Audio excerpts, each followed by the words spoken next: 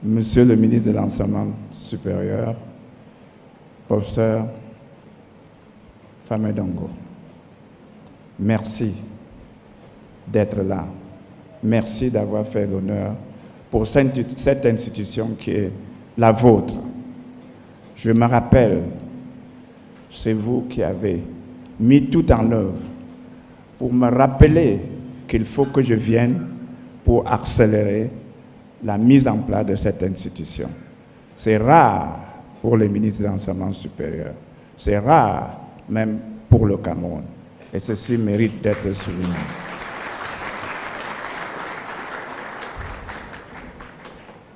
Cette université a pour but, cette institution a pour but de vous aider dans votre mission, impulsée par le chef de l'État, de promouvoir l'enseignement supérieur, de promouvoir un niveau d'enseignement supérieur digne de ce nom, capable de rivaliser toutes les autres institutions du monde. Et je vous en remercie et vous en félicite.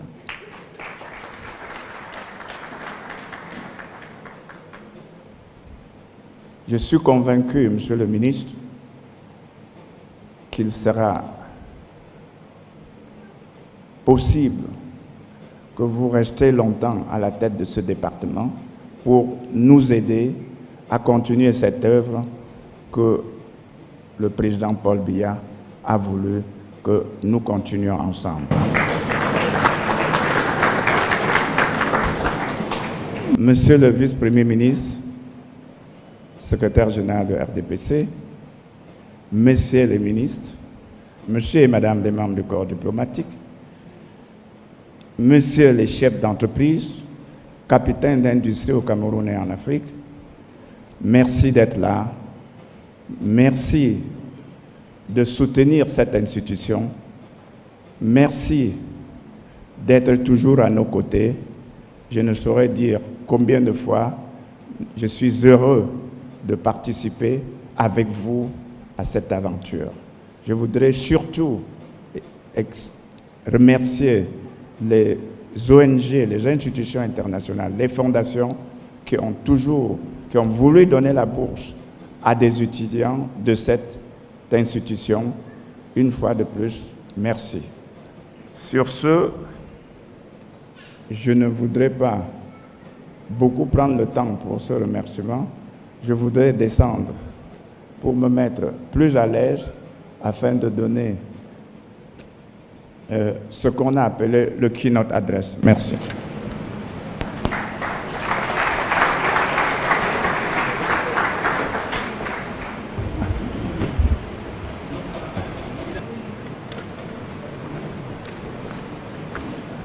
Comme vous pouvez le remarquer,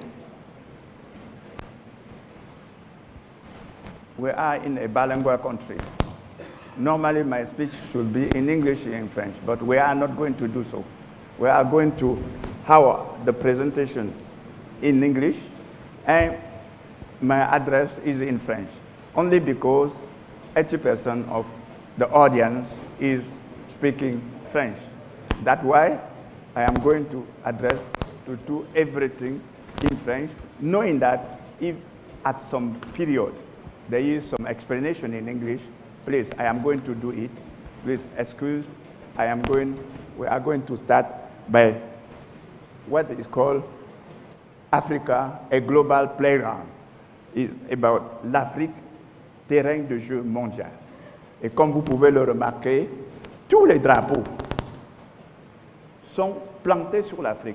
Ça voudrait dire tout le monde, toute la guerre se joue sur le terrain de l'Afrique. Toute la guerre économique se joue sur le terrain de l'Afrique. Et nous, Africains, nous avons une obligation de le savoir.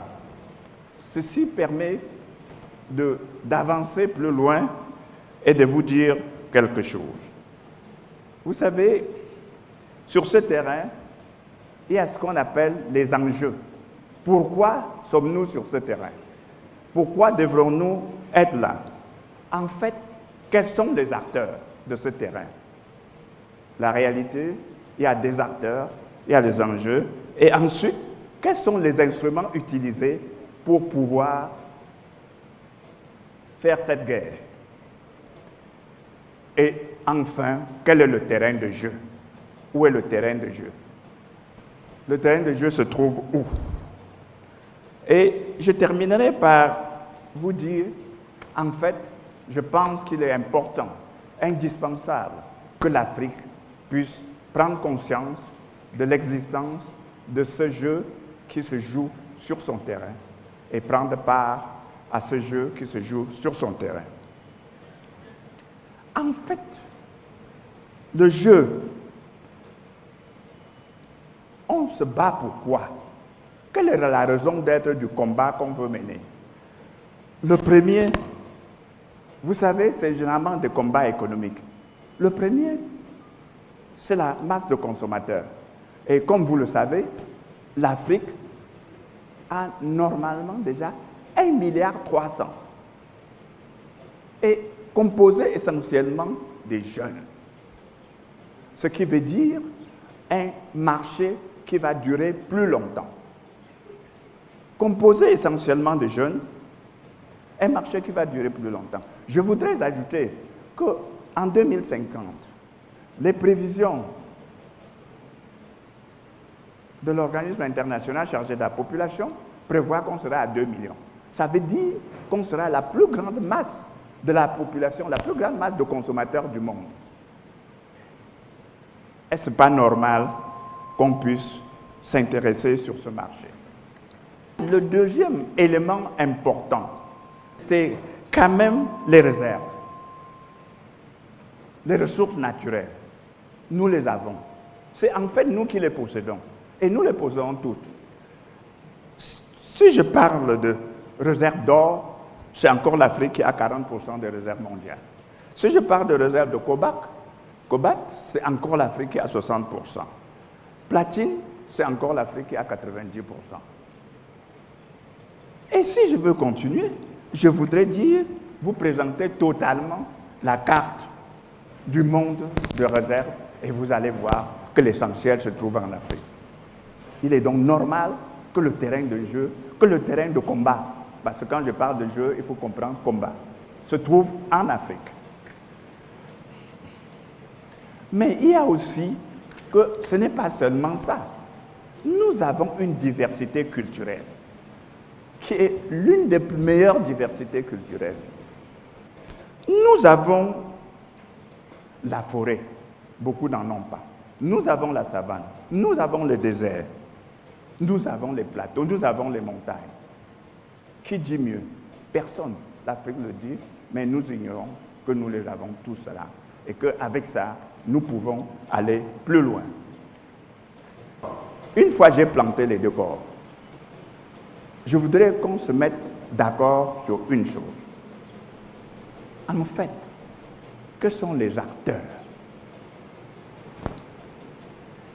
Que sont les acteurs? Ou plutôt, je voudrais me reprendre autrement. Qui est la proie? Et qui sont les prédateurs? La proie, bien entendu, c'est l'Afrique, puisque je vous l'ai présenté. Mais les prédateurs, c'est qui? En réalité, c'est toutes les grandes puissances économiques mondiales. Je ne veux qu'en citer que quelques-unes. Les États-Unis, la France, l'Allemagne, la Chine, l'Inde, et j'en passe, la Russie. Pourquoi? Parce qu'elles ont la puissance militaire, elles ont la puissance du savoir, elles ont la puissance technologique. Nous devrons nous rendre compte,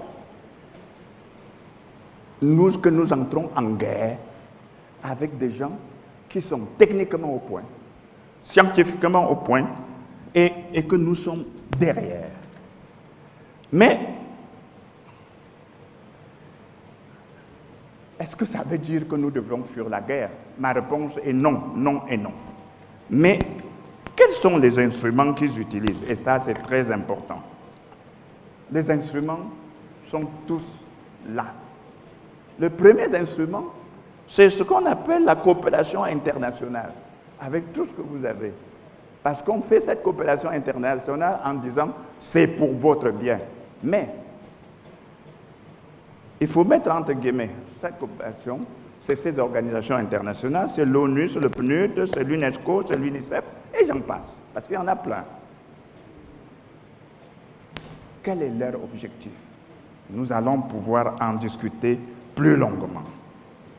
Mais sachez au moins qu'ils ont un seul objectif. Transformer notre esprit.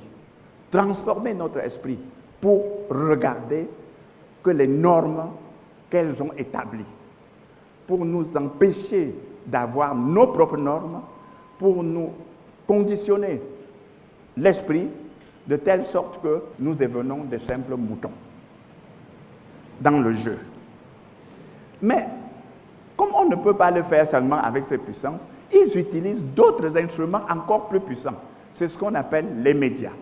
Et vous le connaissez aujourd'hui, l'Internet, les réseaux sociaux, les WhatsApp, pour nous envoyer tout ce qu'ils veulent, en contradiction avec notre propre culture. Mais aussi, il y a surtout les grands médias qui arrosent l'Afrique. CNN, BBC, France 24, CCTV, I24 ou I24, Al Jazeera. Quelle est la mission de ces organes? Leur mission, c'est...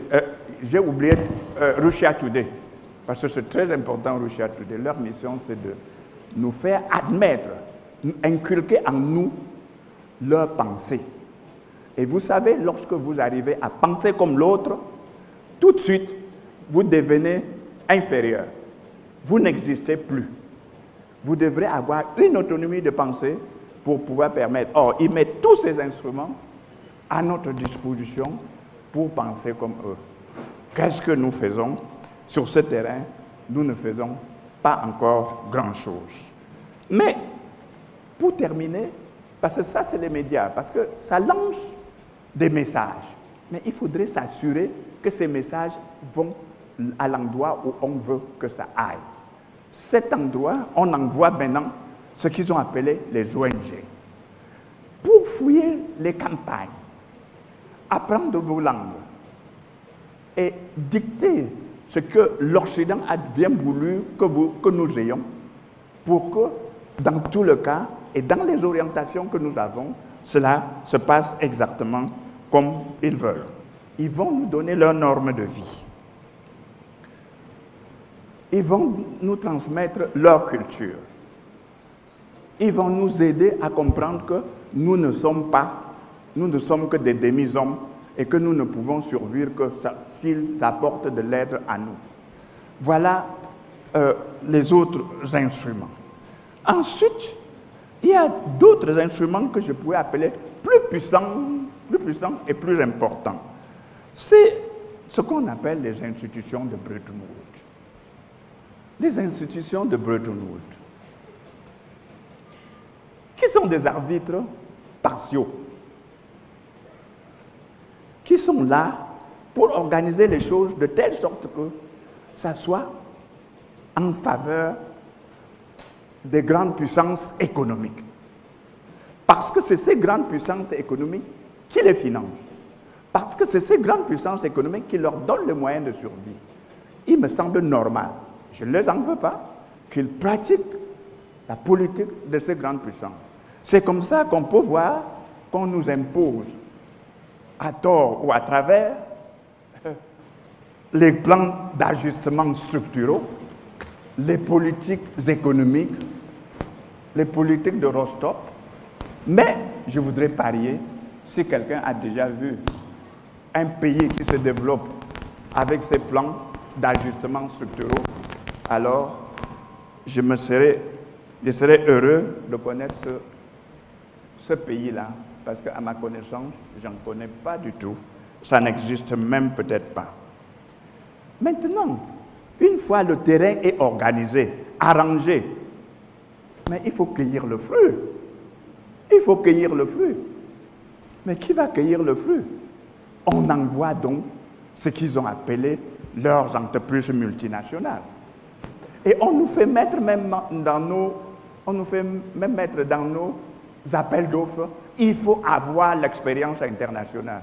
Ce qui voulait dire que je suis né aujourd'hui, il faut que j'ai une expérience internationale pour venir compétir dans mon pays. C'est très bien. Mais c'est ce qui se passe. Il s'agira de Rio Tinto, d'ExxonMobil, de Bolloré, de Lafarge, etc., etc. Je ne veux pas en citer tout. Je dis simplement comme ça que ça, c'est les instruments qui sont envoyés sur le terrain pour cueillir le fruit après que tout a été organisé, orchestré pour que le fruit soit mûr. Au terrain démographique, vous savez, nous sommes bien. Sauf que nous avons une faiblesse de taille. L'Occident a une masse de consommateurs super riches. L'Asie a une masse de consommateurs riches. L'Afrique a une masse de consommateurs super pauvres. Parce que tout a été exploité, n'est-ce pas? Donc, sur ce terrain, même comme nous sommes meilleurs, nous sommes perdants. Et il est important que vous le sachiez. Nous sommes perdants sur ce terrain. Sur le terrain du savoir, vous savez que nous avons pris un retard abyssal. Lorsque je dis que nous avons pris un retard abyssal, je ne voudrais pas dire que nous croyons que ce retard ne peut pas être rattrapé. Ça peut être très rapidement rattrapé. Il faut seulement faire un constat que nous avons pris un retard abyssal. Au niveau de l'alphabétisation, nous avons le taux d'alphabétisation le plus faible du monde. Ça veut dire que l'Afrique continue à subir la bataille. Mais, toujours sur le terrain de savoir, je me réfère au brevet. L'inscription de brevet, c'est quand même explique comment les scientifiques, les innovateurs se développent et comment ils peuvent prendre l'avance. Et pour l'inscription de brevet, vous savez, vous voyez la Chine, elle est très loin devant, elle a déjà dépassé les États-Unis. 5 ans après, elle n'était pas là, donc nous avons possibilité de rattraper le retard. Les États-Unis et les autres puissances, simplement, dans cela, vous ne voyez pas l'Afrique. Pourquoi? Parce que le peu que nous faisons, c'est trop faible pour pouvoir signifier sur le tableau. Donc, nous perdons encore sur ce terrain. Sur le terrain du budget de recherche, là encore, nous n'existons pas. Le champion, toute catégorie, c'est les États-Unis. Après vient la Chine. Après le Japon. La France et toutes les grandes économies mondiales. Sur ce terrain, nous perdons la bataille. Mais si je vais au terrain de ressources naturelles, une fois encore, nous avons toutes les potentialités. Nous pouvons gagner la bataille là-bas, mais seulement, il nous manque l'élément essentiel, c'est le savoir. Il nous manque l'élément essentiel, c'est la technologie. Il nous manque l'élément essentiel, c'est notre capacité de travail. Parce que n'oubliez pas que l'Occident nous a dit de travailler 40 heures. Alors qu'avant qu'il n'atteigne ce niveau, il travaillait 108 heures. N'oubliez surtout pas. Et qu'est-ce que nous allons faire pour rattraper ce retard? That is the question mark. Maintenant, sur le terrain économique, nous avons, au niveau de ressources naturelles, toutes les potentialités. Toutes ces potentialités, nous les avons. Nous en faisons quoi? Comment nous pouvons les exploiter? Ça, parce qu'il nous manque un certain nombre de choses. Donc, encore une fois de plus, avec toutes ces capacités, nous perdons la bataille. Au niveau donc de la distribution de richesses, complètement, vous allez voir. L'Afrique, c'est ce qui est pointé en bleu au tout bas là. Pendant que tous les pays augmentent de façon exponentielle leurs revenus, leurs richesses, l'Afrique reste stable depuis 50 ans. Et cela veut dire que nous avons quelque chose à faire. Au niveau du commerce mondial, je ne veux pas en parler parce que c'est désolant, puisque notre part représente seulement 2%. Notre part représente seulement 2%. N'oublions pas que nous aurons 2 milliards de population, c'est-à-dire le tiers de la population mondiale. Bientôt, avec 2% de revenus de distribution de richesse mondiale. Où allons-nous? Sur ce terrain encore, ils perdent toute la bataille. Sur le terrain militaire, vous comprenez, c'est dominé par la Chine, la France, le Royaume-Uni. Mais ce qui est plus grave, et ça, nous devons le savoir, ce qui est plus grave, c'est que beaucoup d'États africains ne savent même pas produire les cartouches des simples pistolets. Ne veulent même pas promouvoir la production des simples pistolets, sous des fallacieux prétextes. Oh non, avec ça on va faire le coup d'État. Mais seulement, la France fait faire cela par Dassault, une société privée, mais sous le contrôle permanent de l'État, ce qui ne permet pas à Dassault de faire des déviations. Mais les entreprises, l'État aussi peut créer des entreprises pour fabriquer au moins les armes, parce qu'il faut bien que sur ce terrain, si nous voulons nous défendre, on est en champ de bataille. Parce que ce que je voulais vous montrer, c'est que le champ de bataille économique est un champ de bataille trop important pour qu'on le néglige. Ce champ de bataille, nous n'avons pas le droit de rester inoffensifs. Bien sûr, sur le terrain militaire, vous l'avez vu, vous l'avez observé. Et enfin, il reste un dernier terrain où nous sommes toujours maintenant. C'est le terrain de l'information. Je vous ai parlé tout à l'heure des médias, mais je voudrais venir vous parler d'autre chose. Dans les années 70, il était dit « This country is the hopeless country ». Hopeless. C'est-à-dire, c'est un continent sans espoir. Mais pourquoi on avait dit que c'est un continent sans espoir? Parce que en Europe, en Occident, on était en plein emploi. On avait besoin de la main-d'œuvre, qualifiée ou non, pour pouvoir développer cette économie. Il fallait lancer des messages pour dire ne restez pas dans un continent sans espoir, venez chez nous. Et après, dans les années 90, il y a la crise économique qui s'est vue aussi en Europe. Alors, le langage va changer. L'Afrique est un continent d'espoir. L'Afrique est un continent de demain. L'Afrique, il fait bien vivre, etc., etc. Donc, les messages sont livrés simplement en fonction des intérêts économiques des nations. Parce qu'on est en guerre, on ne peut pas leur reprocher ça. Ce que nous pouvons reprocher, c'est que nous-mêmes, on ne fait pas attention. On ne fait pas attention à ces messages et on y croit. Est-ce que ça veut dire que nous n'avons pas de médias? Oui, nous avons quelques médias panafricains et des médias à l'intérieur de notre pays, de nos différents pays en Afrique. Nous avons par exemple Vox Africa, Africa 24, Africa Number One et Africa Card. Mais qu'est-ce qui se passe? Les capitaines d'industrie qui sont dans cette salle, ces grands entrepreneurs, quand ils vont faire leur message, ils vont où? À CNN, à TF1, etc., etc. Et après, il dit, pourquoi? Les chefs d'État, les leaders des États, ils font leur communication. Ils vont où? Dans ces médias. Et après, il dit, les médias africains n'ont pas d'audience. Comment voulez-vous que quelqu'un ait l'audience lorsqu'on ne lui donne pas l'information? Comment voulez-vous que quelqu'un ait l'audience lorsqu'on ne lui donne pas la priorité? Or, vous ne verrez jamais la Russie donner des messages importants en dehors de Russia Today. La France utilise TF1 24. Ce qui est pire, et vous allez pouvoir l'observer, c'est que presque dans tous les aéroports africains, je les fréquente tous les jours on voit France 24. lorsqu'on est en zone francophone. Lorsqu'on est en zone anglophone, CNN.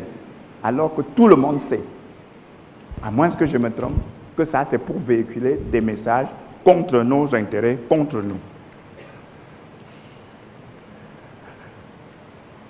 De là, on doit se poser une seule question. À quand l'Afrique? Et je dirais, pour faire qu'il faut un réveil urgent. Je voulais même paraphraser le professeur Maurice Kamto, parce que dans un de ses livres, il disait « urgence de la pensée ». Je dirais aujourd'hui « urgence d'action ».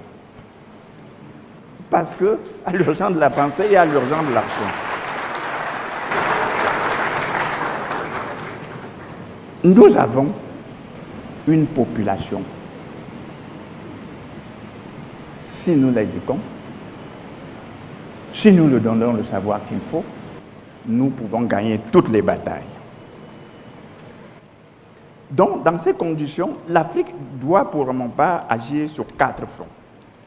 Le premier front est le front de l'éducation. Et là, encore une fois de plus, avant d'aller plus loin, je m'en vais citer le professeur Jacques Famé-Dongo. Dans son interview, il dit ceci, il faut casser le cloisonnement entre l'entreprise et l'éducation. Il faut redonner une nouvelle image à l'éducation. Et cette fois-ci, il cite le chef de l'État. Il faut transformer notre système éducatif en un système productif. Mais c'est quoi transformer notre système éducatif en système productif? J'ai quelques mots à vous dire. Je crois qu'il faut une éducation du savoir, du savoir-faire et du savoir-être citoyen.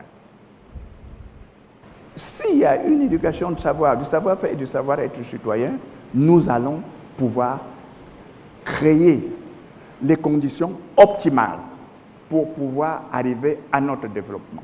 Pour cela, c'est quelle éducation? Il faudra tout de suite abandonner l'éducation de récitation que nous avons héritée de la colonisation pour adopter l'éducation moderne qui est l'éducation du questionnement. Et pour cela, il faut prendre le questionnement depuis le très bas âge, c'est-à-dire depuis avant l'âge de 7 ans. Et je voudrais vous citer la théorie des jésuites. Ils disent, en général, si vous voulez que je fabrique un chrétien pour la vie, donnez-le-moi avant l'âge de 7 ans. Parce que c'est à ce moment, et à ce moment précis, qu'effectivement, il lui donne toute la manière de penser. Nous avons un devoir. Vous savez, nos universités africaines, globalement, ne figurent pas dans les 100 premières. Et même dans les 500 premières, nos universités, il y en a 4. 3 en Afrique du Sud, 1 en Égypte. C'est-à-dire, nous avons un travail et nous devrons pouvoir le faire. Le défi technologique. Ce défi, il s'agit en définitive de, comme le ministre Famé-Dongo a dit plusieurs fois dans ce discours, il faut développer l'enseignement technique, l'enseignement scientifique, l'enseignement, l'ingénierie, pour donner une masse suffisante à l'économie pour lui permettre de se propulser. Il faut, j'en dis, augmenter le budget de la recherche. Sur le plan économique, il faut que nous exploitons intelligemment nos richesses. Et nous pouvons le faire. Et je le disais dans une de mes publications, quelle Afrique en 2050? Et je le décrivais, je voudrais bien encore une fois décrire avec vous. Il faut que nous exploitions de façon intelligente. C'est quoi exploiter de façon intelligente? Nous savons que les autres ont le savoir. Et si nous voulons le Win-Win, c'est-à-dire un partage équitable, comme nous sommes en position de faiblesse, nous pouvons décider que dans une première phase, nous n'allons avoir que le tiers de ce que nous produisons, de ce qui est dans notre sous-sol ou sur notre sol. Mais la programmation doit être faite pour qu'on sache peut-être que dans 10 ans, nous aurons la moitié. Ça, c'est le tiers. Dans 10 ans, nous aurons la moitié, c'est sûr, à la deuxième phase. Et que, peut-être dans 20 ans, 30 ans, pourquoi pas, c'est pas long, nous aurions, c'est eux qui auront le tiers et nous aurons le 2 tiers. Et ça, c'est ce qu'on appelle le win-win game. Est-ce qu'on ne peut pas penser à cela et mettre cela en marche? Je voudrais arriver sur un point qui, en général, est sensible. Il s'appelle gouvernance. Mais qu'est-ce que je recommande? Parce que ça, c'est le plus important. Je recommande d'abandonner la démocratie occidentale. Adopter la démocratie africaine. Parce que cette démocratie africaine a beaucoup de ses vertus. La première des vertus, c'est l'esprit d'indépendance. Et pour évoluer, il faut être indépendant. La deuxième, c'est la libération de la pensée. Nos pensées doivent être libérées. Et la troisième, la consultation et le respect du peuple. C'est ce qui existait chez nous. Et cela me fait tellement plaisir que juste dernièrement, il y a moins de 2 semaines, quand je lisais un journal, Mutation, j'ai retenu une chose de l'ambassadeur Claude Altenmat de la Suisse. Il dit, et il a soutenu l'idée que la démocratie africaine est la meilleure au monde et que l'Afrique n'a pas besoin de rechercher des modèles de démocratie ailleurs. Parce que chez nous, c'est ça qu'on applique. Chez nous, on est bien avec cette démocratie.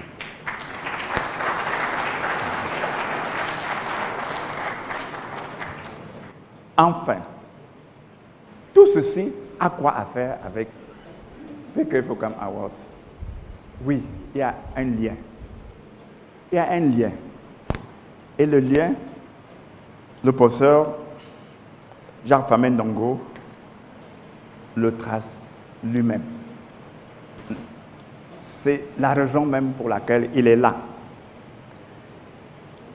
Il s'agit de sonner le glas de l'urgence de réveil africain, de magnifier l'excellence, de redonner l'espoir aux jeunes, de redonner le goût de vivre, de redonner le goût de la recherche, le goût de l'innovation. Et si tout cela, la recherche, l'innovation, le travail, et cela est compris, alors nous avons des chances de gagner nos batailles.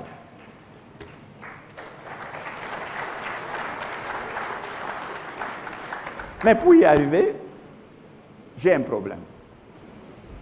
Mon plus gros problème, je l'ai découvert quand j'ai visité la Chine. Quand j'avais visité la Chine il y a peut-être 25 ans, je me suis trouvé en face d'une carte du monde. Et on me dit, ça c'est la carte du monde. Et ça n'avait rien à voir avec la carte que j'ai toujours vue et qu'on m'a toujours enseignée. Je me suis posé, et la Chine était au milieu. Et je me suis posé la question, c'est quoi? Je rentre, je retrouve cette carte. C'est celle qu'on m'enseigne. Sauf qu'il y a 2 détails. Le premier, c'est que l'Europe est assise sur l'Afrique. Ce qui veut dire qu'elle est dans la situation de domination. C'est une carte fabriquée par l'Europe. Elle le fait exprès parce qu'elle a une vision. Qu'est-ce que je fais pour dominer l'Afrique? Elle est assise sur l'Afrique. Et l'Afrique même, qui est ici un peu au centre du monde, personne, aucun Africain ne se rend compte qu'il est au centre du monde. Mais j'ai pensé que cette carte, pour moi, en tant que chercheur, n'est pas bonne. Et que l'Afrique doit refaire sa propre carte avec sa propre vision. Et pour faire sa propre carte avec sa propre vision, j'ai élaboré pour vous une autre carte de l'Afrique que je recommande.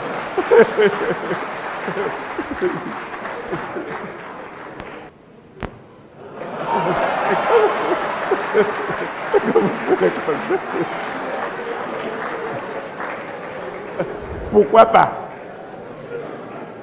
Et pourquoi c'est pas ça qu'on va enseigner à nos étudiants?